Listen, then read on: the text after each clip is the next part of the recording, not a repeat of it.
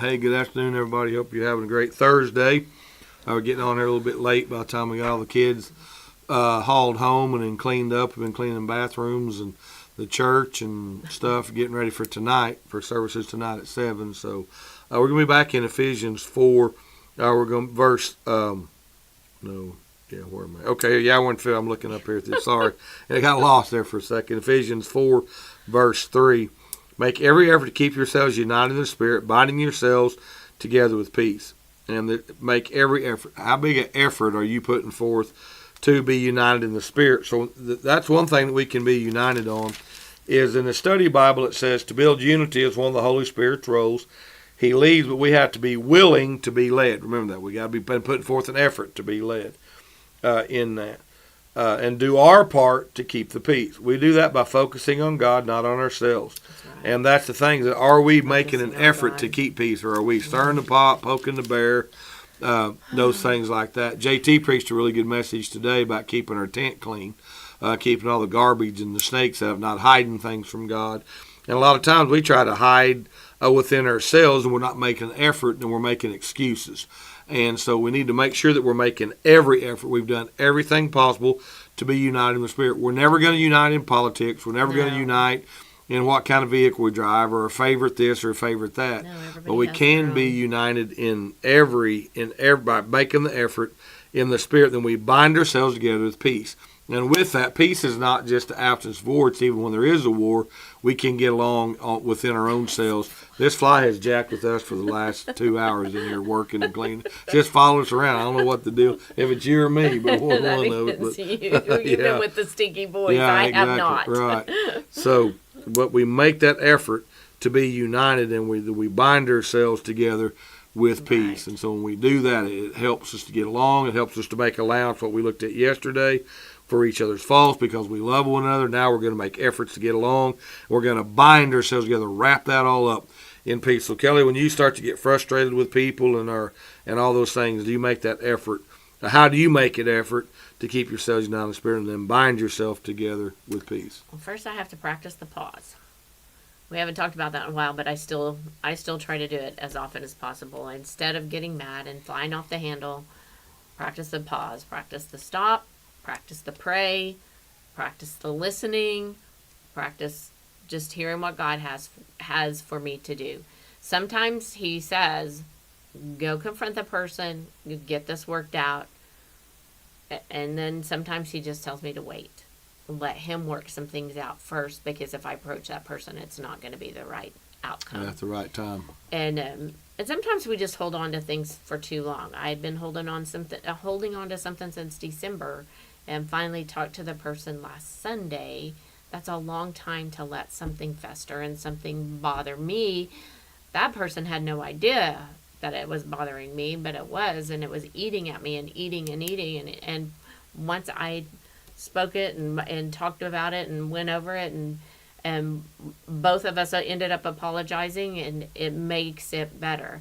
And now I know we can bind together. But see, you made an effort finally, though. At first you didn't. No, I didn't. At first I just was mad.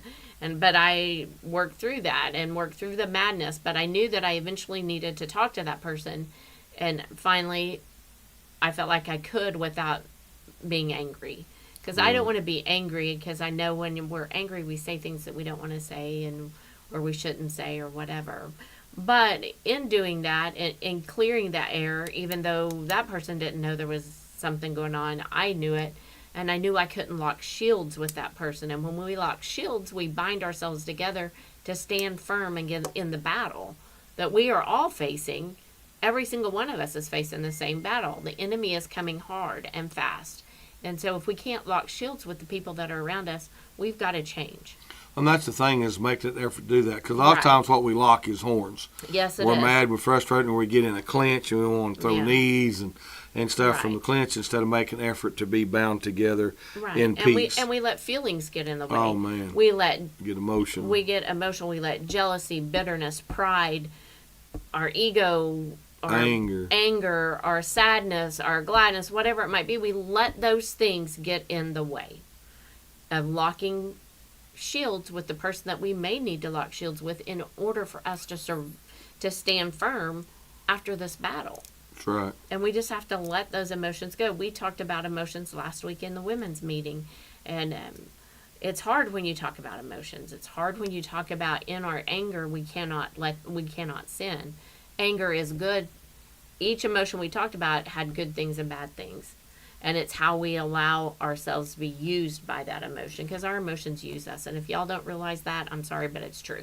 And the enemy uses those emotions so you're not bound together or united. Right. You're not making allowance and things like that. You're fault finding, or you're making excuses for your faults and things like that, an excuse for it. But again, when we do what this says, here's a recipe for success in how to handle people, how to handle controversies, how to handle tough times with other people. As we're just going to bind ourselves together, we'll be united in the Spirit, binding ourselves together with peace. And the main thing is that we make allowance for each other. We're humble, we're gentle, as verse 2 says. We're patient. And then now in verse 3, we make every effort. We put forth an effort to say, okay, I'm going to be united in the Spirit of God, because it's the Spirit of God that God gave us.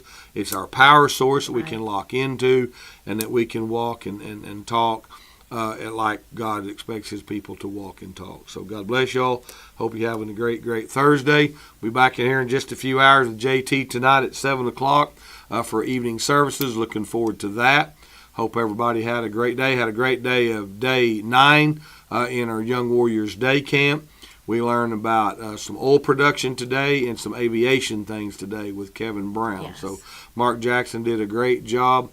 And Eric Ball did a great job on his testimony, and then Kevin did an outstanding job on aviation. Funny, the kids were laughing. He really did enjoy it. Actually, his how to ask a girl's dad for a date, and how not to, was the best part of the day. That was really good. Kevin did a good job, and the boys really, I think that will be something they'll remember. Yeah. And when they go to ask a dad to be able to date their daughter, they're going to know what not to do. That's right. So it was really good. Had a really good day today. That was at lunchtime today. So, during lunch, while we wait for the ladies to get her lunch all served, they get ready to put it out, and then they go sit down, and their men go up and serve them.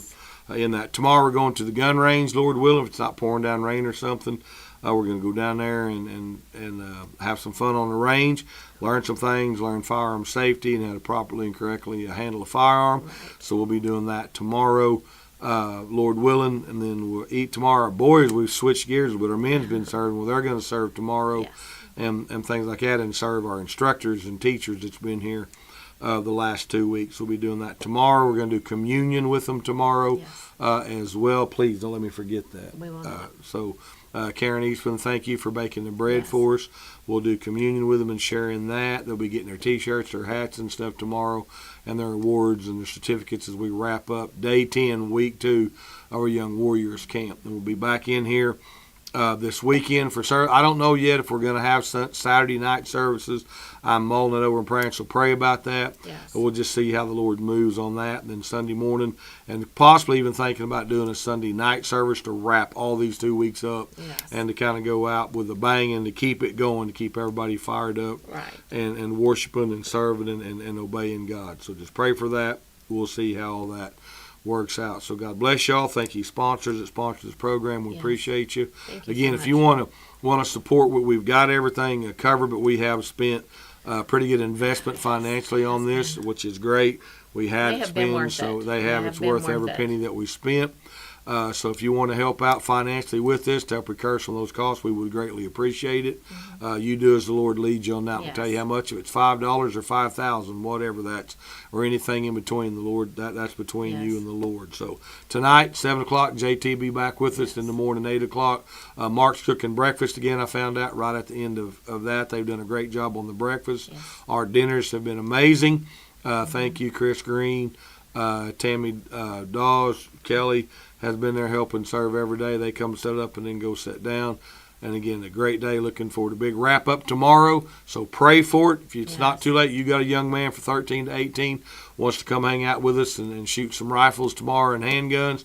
Come out. Have them here at church at 8 o'clock. If they've not been here before, they'll need a parent or guardian, and you'll have to have your waiver signed, your permission slip signed because they are going to be able to be here tomorrow, so I have to have that. Yep, we got to have that before we can let them go. And I drive the bus and take boys home in the afternoon.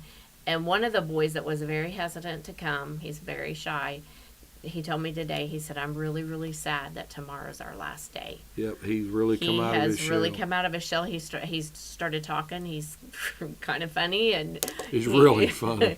So, but it's been I just on the boys that I have on the van, the difference from last Monday to today has been a huge difference. You can see a transformation in all of them. And they're getting confidence, and they're talking to people that they normally would just bow their head down and not look at them. So it's been really, really fascinating to watch that. Yes, it has. Lord's been moving, so we've had some of them saved. Hope we'll be baptizing some of them in the near future. So JT's been breaking some the Word of God to them every day. Been doing some great messages. Come out tonight.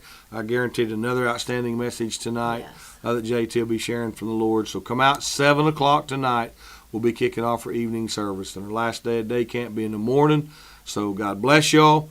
Remember, it's faith over fear, Christ over crisis, and you can remain calm in the chaos.